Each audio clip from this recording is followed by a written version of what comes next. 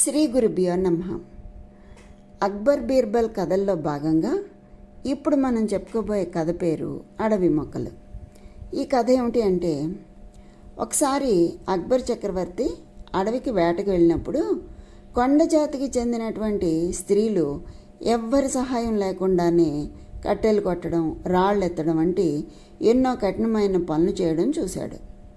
ఎంతో ఆశ్చర్యానికి గురైనటువంటి అక్బరు, చూసావా బీర్బల్, మన అంతఃపుర స్త్రీలు ఇలాంటి పనులు ఎప్పుడైనా చేయగలరా? ప్రతి పనికి సేవకులు, పరిచారకులు అంటూ ఇలా ఎందరో కావాలి.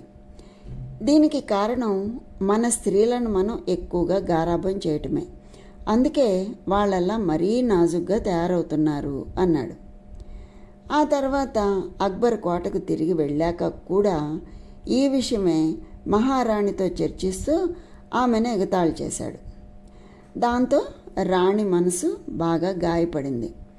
అక్బర్ చక్రవర్తికి తన తప్పు తెలియచేయాలి అని అనుకుని బీర్బల్ని పిలిపించి జరిగిందంతా చెప్పింది మహారాణి వారు. చక్రవర్తి ఆ విధంగా మాట్లాడకుండా ఉండాల్సింది అని బీర్బల్కి కూడా అనిపించింది. బీర్బల్ వెంటనే ఏం చేశాడు, చక్రవర్తి తోటను పరిరక్షించే తోటమాలిని పిలిచాడు. పిలిచి, ఈ రోజు నుంచి మొక్కలకు నీళ్లు పోయడం మానే. ఒకవేళ పాదుషా గారు ఏమైనా అంటే నా పేరు చెప్పు అని చెప్పాడు. అలాగే బీర్బల్ ఊహించినట్లుగానే వారం రోజుల తర్వాత అక్బర్ నుంచి పిలుపు వచ్చింది. ఏమిటి బీర్బల్, నువ్వు చేసిన పని? మొక్కలకు నీళ్లు పెట్టొద్దని తోటమాలికి చెప్పావా? నీకేమైనా పిచ్చి పట్టిందా అని చాలా కోపంగా అడిగాడు అక్బర్ చక్రవర్తి. ప్రభు, రాజుగారి తోటకు చెందినటువంటి మొక్కలకు అనవసరంగా గారాబం చేయడం జరుగుతుంది. ప్రత్యేకమైన శ్రద్ధ తీసుకోవాల్సిన అవసరం ఏమీ లేదు. అడవి మొక్కలను ఎవరు సంరక్షిస్తారు? ఎవరు నీళ్లు పెడతారు? వాటంతటా అవే పెరగవా?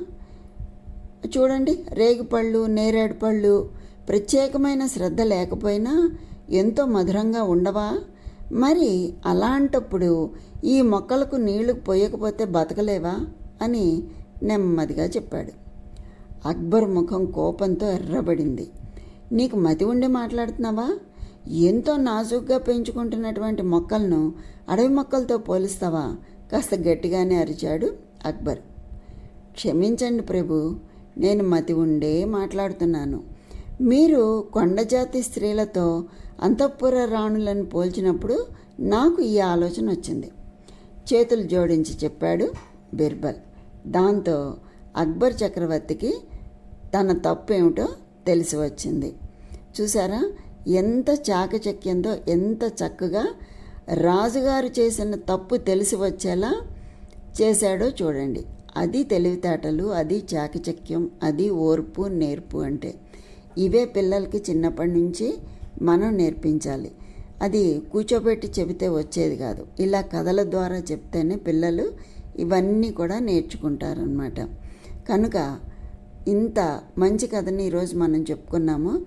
మళ్ళీ మరో మంచి కథతో కలుసుకుందాం. అంతవరకు సెలవు, మరి ఉంటాను. స్వస్తి.